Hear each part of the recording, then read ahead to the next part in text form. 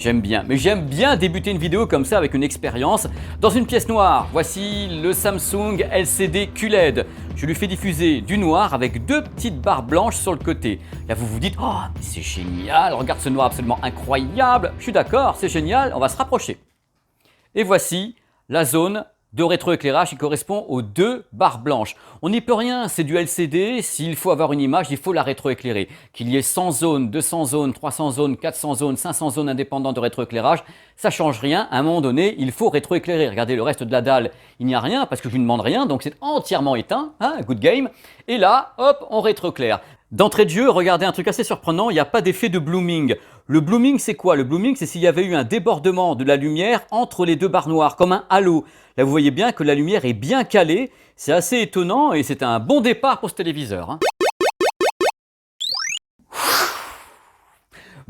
Bonjour, bienvenue sur ma chaîne YouTube PP World. Je suis extrêmement heureux, regardez comment je suis extrêmement heureux, de vous offrir le test d'un téléviseur Ultra HD 4K LCD QLED signé Samsung de la gamme Q95T. Là vous avez le modèle 55 pouces, on va en parler dans cette vidéo de A à Z. Donc on va commenter les technologies, ce qu'ils ont mis à bord, ce qu'ils n'ont pas mis à bord. Tout à l'heure on ira sur le terrain, je vous commenterai les résultats de tous les côtés. Il y aura les plus et les moins dans cette vidéo, un truc que j'aime beaucoup puisque les plus et les moins c'est une sorte de résumé avec en même temps on applaudit ou bien on part en courant. Et bien sûr, il y a un truc que j'aime bien faire, vous me connaissez, c'est planter le décor. Ok, là c'est un téléviseur, c'est Samsung, mais Samsung, sachez que ça fait 15 ans qu'ils sont leaders du marché de la télé dans le monde entier. C'est-à-dire qu'ils ont des concurrents, certes, mais qui sont derrière en train d'essayer de... Ils courent un peu derrière, comme TCL, comme d'autres, mais ils sont leaders depuis 15 ans. Et en plus, ça c'est mon petit truc que j'ai envie de vous dire, ils sont leaders du monde de la télé sans jamais avoir produit un téléviseur compatible Dolby Vision, puisque vous le savez très très bien, Samsung ne propose pas le Dolby Vision, mais uniquement le HDR10, ainsi que le HDR10+. Alors je dis bravo quand même les gars. Et si on parlait des choses qui fâchent, moi directement, je suis comme ça comme gars, 55 pouces Q95T, il coûte 1999 €, c'est directement un modèle qui est donc premium, un modèle haut de gamme, un flagship.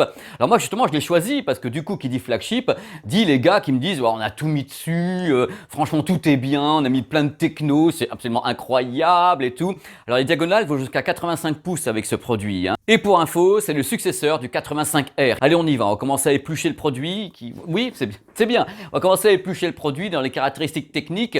Le monsieur va expliquer maintenant. Dalle LCD Ultra HD 4K, 10 bits par extrapolation, qui travaille bien sûr avec un rétroéclairage. N'oublions pas que c'est pas de l'OLED la bestiole, donc il faut rétroéclairer cette dalle LCD. Pour ce faire, Samsung a installé 120 zones de rétroéclairage entièrement indépendantes contre 96 zones sur le modèle précédent qui est donc le 85R. Alors ça c'est la base, il faut savoir également que bien sûr le produit c'est Samsung haut de gamme premium, c'est annoncé LCD QLED. Alors il y a le rétroéclairage avec des diodes bleues dans le cas présent, et devant les diodes bleues, on a installé les fameux points quantiques, le quantum dot, dont le rôle est bien sûr au passage de la lumière. Donc au passage de la lumière, les diodes vont produire en effet du rouge, du vert, du bleu, avec un spectre de colorimétrie absolument dingue, absolument incroyable, puisqu'on annonce dans le cas présent 100% de la profondeur des couleurs du DCI-P3. Donc vraiment, normalement, le téléviseur est capable de délivrer des couleurs qui vont extrêmement loin dans la profondeur des couleurs, le nombre de couleurs, tout ce que vous voulez, voilà, c'est dedans. C'est l'annonce de base, hein. Si Samsung ne veut plus donner de chiffres concernant le ratio de contraste dynamique ou bien natif, par contre, ils se font une joie de dire « Ah, c'est super lumineux ». En effet, la luminosité du produit ici présent est annoncée pour 2000 nits au mètre carré, c'est-à-dire 2000 candela au mètre carré. C'est en effet pour pouvoir faire des crêtes, pour pouvoir monter dans les tours avec le HDR10+, qui est censé avoir des métadonnées dynamiques, pour pouvoir aller très très loin, enfin bref, pour avoir de la patate lumineuse. Voilà, c'est le but de la manœuvre, donc 2000 nits annoncés. Il y a également un capteur de luminosité sur le produit qui va donc gérer la luminosité de l'image par rapport à votre pièce, votre ambiance, hein. Vous regardez en plein jour, du soleil, il fait nuit, semi-pénombre, il va ajuster ça. Vous pouvez le déconnecter, hein. Il y a un truc qui me tient vachement à cœur parce que ça me gonfle, ça m'a toujours gonflé. Ce sont les reflets par exemple d'une baie vitrée ou du soleil sur un téléviseur, quelconque soit-il, hein, OLED, LCD, et eux ils m'ont dit on a une arme fatale. C'est la deuxième génération d'une arme fatale. Avec ici, il y a une sorte de filtre. Le filtre est chargé d'absorber les reflets incidents. Donc c'est une sorte de diffracteur. On va l'essayer tout de suite. J'ai des gros éclairages qui sont devant moi et une baie vitrée. Je vais éteindre le téléviseur. On va voir ce qu'il reste. C'est super impressionnant. parce qu'on ne voit en fin de compte que le haut de mes éclairages, quand on regarde bien. Là, ici, c'est entièrement noir, alors que j'ai les éclairages et la baie vitrée. C'est assez étonnant. Alors, il faut savoir que ce système de diffraction permet également d'avoir un angle de vision qui est plus large. En effet, on étale un peu la lumière. Donc là, je peux vous dire, ça fonctionne vachement bien. En général, avec pas mal d'OLED que j'ai testé, je me vois dedans. Là, je vois mon crâne qui brille, mais ça c'est normal. Mais globalement, regardez, j'ai de la lumière en face. Donc ça fonctionne. Ça, c'est factuel. On le sait tous, hein, si le traitement vidéo n'est pas bon, on a beau avoir une bonne dalle derrière, ça sert à rien, l'image sera pourrie. Et Samsung m'a dit, oh mais pas du tout, nous on a un super processeur, le processeur Samsung Quantum 4K, qui est une réduction de tête du processeur qu'on peut trouver sur les modèles à définition 8K chez Samsung, avec bien sûr ce que eux appellent l'intelligence artificielle, qui pour moi ne veut rien dire, hein, c'est en effet un processing pour les objets en déplacement, un processing pour l'upscale, capable de vraiment améliorer l'image à partir d'une image DVD ou Full HD, l'amener de façon parfaite comme ça en 4K, c'est leur système à eux. Je peux vous dire que depuis l'arrivée des téléviseurs 8K chez la marque, ça fait des progrès de folie, hein, le processing chez Samsung qui se hisse vraiment maintenant au niveau de leurs concurrents, donc Sony et Panasonic. Et là-dessus, c'est en effet une partie du processing qu'on trouve sur le 8K. On verra tout à l'heure ce que ça vaut sur le terrain, mais globalement, je suis assez confiant sur le Quantum 4K processing. Avec l'accent. Non, même pas. L'idée de génie, elle est là. Le boîtier externe One Connect, la garde de triage, l'alimentation du téléviseur, c'est vraiment génial sur le modèle haut de gamme parce que franchement, regardez ce qui relie le boîtier au téléviseur. C'est ce petit câble tout petit qu'on voit presque pas sur un mur blanc, c'est magique, magique. Et dans ce câble, on fait passer l'image, le son et l'alimentation du téléviseur. Tout ça par ici. Alors qui dit bien sûr boîtier One Connect, dit garde de triage. Qui dit garde de triage, dit les ports HDMI. On va parler maintenant de l'avenir. Alors quelles sont les compatibilités de ce boîtier avec le futur du futur de notre monde? Eh bien c'est tout simple, le port HDMI 4 est un port HDMI 2.1 avec 99% des spécificités, sauf bien sûr le 8K, puisque le produit n'est pas 8K, c'est un produit Ultra HD 4K. Je vais donc rappeler ce que peut justement faire ce boîtier One Connect. Le boîtier One Connect est compatible HDR, HDR10+, compatible 4K, 100 et 120 images par seconde. Il peut intégrer pour les gamers le VRR, Variable Refresh Rate. En effet, la fréquence de balayage s'adapte à la source, directement, le VRR et le ALLM, c'est-à-dire la reconnaissance d'une source gaming. À ce moment-là, quand il reconnaît que c'est du gaming, il va dire « Oh là là, je vais enlever tous les circuits qui peuvent nuire à la latence, ça soit fluide et autres. » Il déconnecte tout. On parlera tout à l'heure de la latence, de l'input lag et autres. Vous verrez que ce produit est quand même un petit peu beaucoup assez étonnant. Je dévoile des trucs là, non je devrais pas, non, il marche pas. Le truc qui est bien avec ce boîtier externe, c'est que même s'il y a un problème dans l'avenir en 2021-2022, on n'a plus qu'à changer ou faire évoluer le boîtier sans avoir à toucher au téléviseur, puisque c'est le boîtier qui va lui envoyer les informations techniques. Donc ça, je trouve ça vachement bien et c'est super rassurant à la base. Afin de régler le produit, donc tous les réglages et autres, vous avez un super menu à l'écran qui est extrêmement complet. Je vous mets presque en garde, je vous dis ça va de tous les côtés, hein, colorimétrie, compensation de mouvement, les réductions de bruit, plein de trucs. Si vous sentez que vous êtes allé trop loin en appuyant sur tous les boutons, vous avez quand même le rattrapage. Les modes de rattrapage, c'est notamment le Film Maker Mode, dont vous avez l'explication déjà dans le test du Panasonic OLED. Alors le Film Maker Mode va vous permettre de respecter le cinéma, c'est-à-dire qu'il va déconnecter les circuits qui seraient en trop, c'est-à-dire les compensations de mouvement, le côté caméscope, les trucs qui vont pas au niveau de la colorimétrie, vous enlevez tout ça. On va parler un peu d'audio, mais pour ça, il faut que je vous montre un peu le produit, son épaisseur surtout. Regardez, il est un peu épais. Pourquoi? Parce qu'il y a du matos dedans, hein. Il y a la dalle, rétroéclairage, et il y a également la section audio. Pour commencer, audio stéréo en frontal, même étendu, vous allez voir. Il y a 2 x 3 haut-parleurs, c'est-à-dire qu'il y a 3 haut-parleurs ici et 3 haut-parleurs ici qui diffusent vers vous. Ils ont un système de tracking, entre guillemets, d'objets qui se déplacent. Imaginez, il y a un effet stéréo avec un personnage qui passe d'ici à là. Eux, ils vont justement spatialiser pour qu'on entende bien le déplacement, une sorte de tracking d'objets à l'écran. C'est-à-dire, voilà, c'est une analyse. C'est eux qui le disent. Hein, moi, je suis obligé de les croire. Je dis, oh là là, vous êtes tellement fort, moi, j'en peux plus. Et il n'y a pas que ça. Ils ont mis des tweeters en hauteur. C'est-à-dire qu'il y a des tweeters, il y a 2 tweeters qui se trouvent ici en hauteur du téléviseur. Eux, ils parlent pas de Dolby Atmos, ce truc comme ça. Le produit n'est pas Dolby Atmos. Mais ils font quelque chose qui est relatif à une spatialisation, une virtualisation de ce qu'il y a à l'écran. Ils essayent d'avoir une grande ambiance sonore avec 8 haut-parleurs quand même qui sont intégrés. C'est normal sur un modèle premium, on est obligé. Il y a également un système qui s'appelle AVA. Alors AVA, ça se déconnecte. Hein. C'est à la base d'un capteur audio qui analyse le bruit dans la pièce. S'il y a beaucoup de bruit chez vous, les gens qui parlent, je ne sais pas ce qui se passe chez vous, je ne veux pas le savoir. Lui, il va dire, ok, il y a du bruit, donc je vais monter les dialogues. C'est-à-dire qu'il va rendre intelligible les dialogues parce qu'il estime que vous entendez dans un endroit où il y a beaucoup de bruit autour. On peut déconnecter le capteur audio, on peut bien sûr également déconnecter le capteur vidéo. Tout se déconnecte, tous les circuits, tous les capteurs, on vous impose rien. C'est quand même une bonne chose. Chez Samsung, l'OS c'est Tizen. Alors Tizen intègre beaucoup de choses. Croyez-le bien, ils ont directement des deals avec tout le monde ces gens-là. Ils sont numéro 1 monde, n'oubliez pas. Donc il y a Netflix, il y a Apple TV, il y a Disney+, on peut en même temps avoir Google Home, on peut avoir Alexa, Bixby. Bon bref, il y a plein de choses, ça fonctionne très très bien. Je sais pas pourquoi pour Bixby, je bloque un peu. Il y a le Wi-Fi sur le produit, le Bluetooth, et vous avez TapView. TapView, c'est un appairage super rapide avec un produit Samsung, un smartphone, vous appairez en tapant dessus comme ça, et c'est appairé. C'est extraordinaire. Mais tu vas te taire et nous dire ce que ça vaut. Pas de problème. J'ai passé une semaine avec la bestiole derrière en lui balançant des sources en qualité standard, donc du DVD et autres, Full HD, Ultra HD, du Netflix, du Amazon. J'ai fait des mesures. Je me suis amusé comme un fou parce que le produit le mérite. Donc on va y aller point par point pour que vous ayez la vision de ma vision. Vous savez très très bien, vous me connaissez, je suis un fan d'OLED. Parce que l'OLED, il n'y a pas de rétroéclairage, le noir est très très profond. Et celui-ci, il m'a pas mal challengé. Et justement, j'aime ça. Je vais vous dire pourquoi. Numéro 1, un truc vraiment bluffant, vous l'avez vu dans la vidéo, le filtre anti-reflet.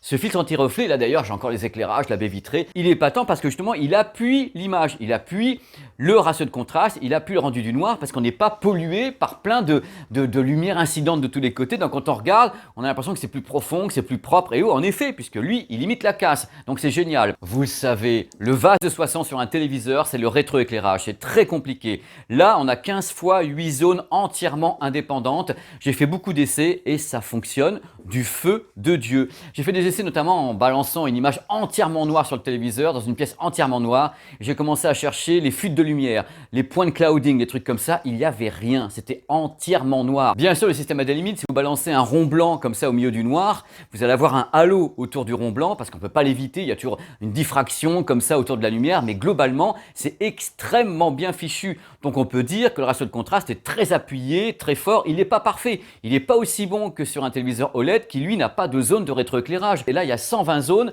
pour faire de la lumière ou pas de la lumière derrière une dalle LCD. Donc c'est beaucoup plus compliqué. Et là, on a quand même un exploit. Sincèrement, c'est vraiment bluffant ce rendu du noir. Donc il est très appuyé, il est très vif, donc il est très prenant. Concernant la luminosité, c'est très vif. Qu'on soit clair, j'ai fait des essais en HDR 10, HDR 10+, on a vraiment des crêtes de luminosité qui vont très très loin. On sent que le produit, vraiment à la patate, il a une grosse patate lumineuse derrière, parce qu'en effet c'est du LCD, il y a les diodes de rétroéclairage et ça monte très très vite, on sent vraiment que ça va loin. Il n'y a pas ce qu'on appelle de clipping, c'est-à-dire qu'il n'y a pas de saturation du blanc. Globalement, très peu d'effet de blooming.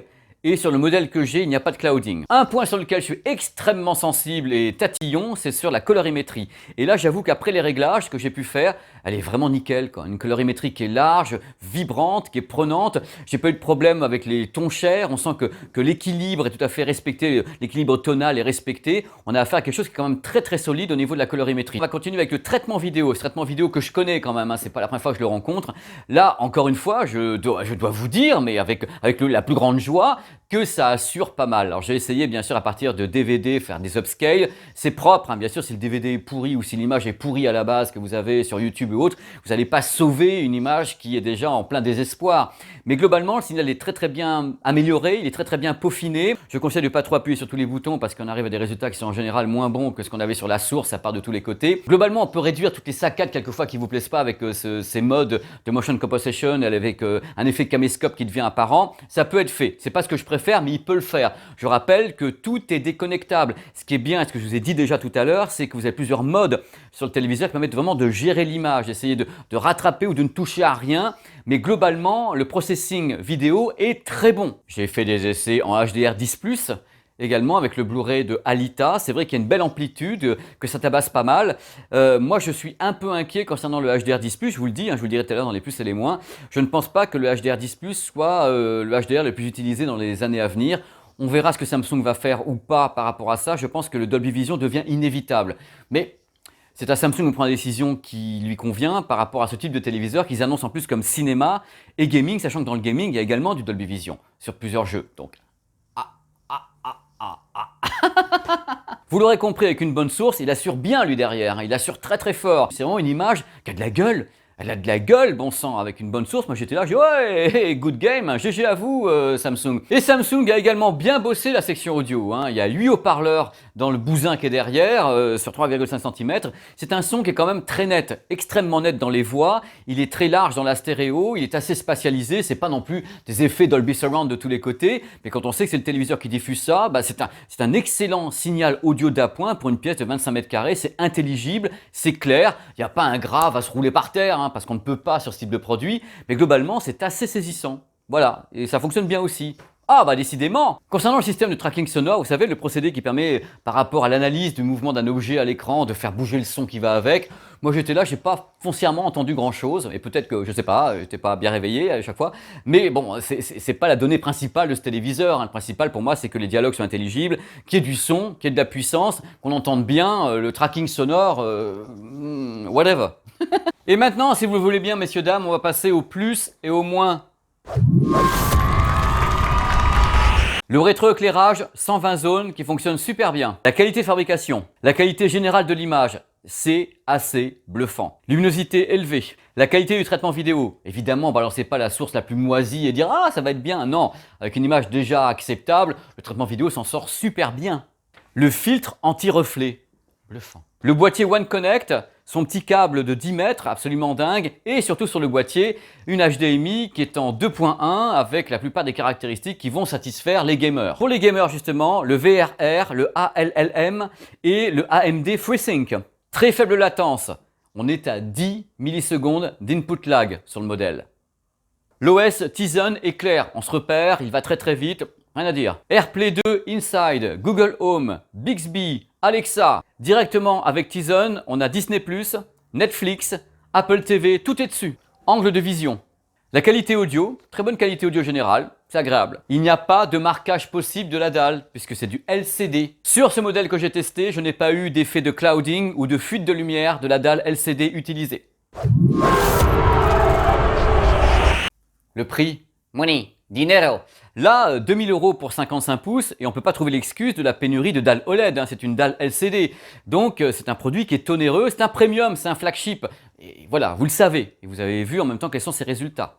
Il n'y a pas de Dolby Vision à bord. Je sais, vous allez me dire, oui, bon, on s'en fout, Pépé, le Dolby Vision, machin truc. Oui, peut-être, mais quand on sait que la production mondiale tend vraiment vers le Dolby Vision, c'est-à-dire en série télé, en film, il y aura un problème tôt ou tard pour Samsung qui dit, nous, on n'en veut pas, puisque le HDR10+ n'est pas le plus utilisé au monde au niveau de la production des films et au niveau de la production des séries télé. Fatalement, tôt ou tard, le public est en droit de se dire, mais alors, Samsung, quand est-ce que vous allez nous permettre d'avoir le Dolby Vision alors que toutes les sources qu'on commence à utiliser sont avec du HDR Dolby Vision. Donc, je pense que tôt ou tard, Samsung devra intervenir pour s'expliquer d'ailleurs ou adhérer à la licence Dolby Vision et donner un peu son fric comme ça à San Francisco parce que c'est payant le Dolby Vision tandis que le HDR10+, c'est eux qui l'ont conçu, c'est entre guillemets un open source, c'est libre de droit et ils n'ont pas besoin de payer quoi que ce soit, ils sont dans leur écosystème à eux. Mais la limite de tout ça, c'est combien de temps va-t-on encore trouver des contenus HDR10+, alors que derrière Dolby Vision tabasse à fond de tous les côtés et il y en a partout. Voilà, c'était mon petit truc comme ça, je trouve il n'y a pas le Dolby Atmos non plus dessus. Donc voilà, ils ont une dent complète contre San Francisco, Market Street, le siège de Dolby, où je passe un peu ma vie quand même quelque part. Je vous le dis, mes yeux noirs dans vos yeux, le rendu du noir est tout de même moins bon que sur un OLED. Qu'on soit d'accord, je trouve que le produit est excellent dans son rendu du noir et son ratio de contraste, mais on n'atteint absolument pas ce que fait l'OLED, puisque l'OLED fabrique sa propre lumière et donc peut tout éteindre, c'est-à-dire éteindre les 8,3 millions de pixels de son affichage Ultra HD 4K. Lui, il peut pas, il peut éteindre que 120 zones. Même si le rétroéclairage est vraiment très bon, on garde sur certaines scènes un effet de blooming, c'est-à-dire en effet un halo autour d'objets blancs sur fond noir. Il est léger, mais il est là. On ne peut pas vraiment l'éviter, mais c'est un des meilleurs quand même pour l'éviter, lui. L'heure est venue pour moi de conclure. Vous l'avez entendu pendant cette vidéo pendant laquelle je me suis bien sûr répandu comme toujours. C'est un excellent produit LCD QLED. C'est peut-être un des meilleurs que j'ai testé de ma carrière. Sincèrement, ils ont fait des progrès de tous les côtés. Ils ont fait des progrès sur le ratio de contraste, sur le filtre anti-reflet, sur la colorimétrie, sur le processeur. Ça monte encore d'un cran. Là, le produit est carrément épatant. Alors les challengers en face, il n'y en a pas des masses à mon avis. C'est en effet toute la série des OLED, donc LG. LG avec la série C9, CX, c'est les Panasonic, donc les HZ qui sont en face, qui sont des concurrents de ce produit. C'est vraiment un produit assez atypique et je pense que vraiment Samsung le voulait faire un flagship, l'étendard qu'on va balancer. Regardez ce qu'on sait faire avec du LCD, du QLED, du rétroéclairage, avec la façon dont on construit nos produits. Et ce boîtier One Connect qui est quand même assez étonnant, qui permet justement de se sentir rassuré sur l'avenir, parce que quoi qu'il arrive, le boîtier peut être soit évolutif, soit être changé et continuer à alimenter le téléviseur par le câble One Connect, un câble unique. Donc ça, c'est vachement rassurant. Donc le concept me plaît, l'image me plaît, le son me plaît. C'est un excellent téléviseur LCD QLED. C'est assez bluffant. J'ai pris beaucoup de plaisir à le tester. C'était un bon moment que j'ai passé avec ce produit et donc si vous le souhaitez, je vous le conseille. Sincèrement, pour le cinéma ou bien pour le gaming ou bien pour les deux, je garde une affection tout à fait particulière pour le LED parce que j'estime que le LED ne peut pas être attaqué dans son ratio de contraste, son rendu du noir, l'aspect cinéma de LED est pour moi quelque chose que je sacralise. Mais là, eux, ils sont juste derrière au taquet et ça fonctionne vachement bien. C'est impressionnant. C'est un produit bluffant. Voilà, je finirai avec ça. C'est un produit super bluffant. J'étais très content de faire ça.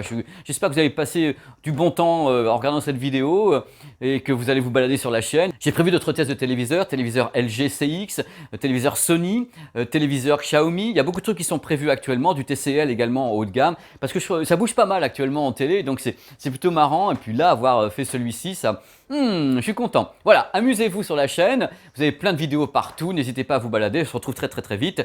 La vidéo du dimanche arrive juste après celle-là et croyez-moi, ça va être top! Enfin, j'espère, je fais toujours au mieux, mais quelquefois je me ramasse la gueule, mais bon bref, c'est pas grave. Je sais que vous m'aimez quand même, enfin, pas toujours.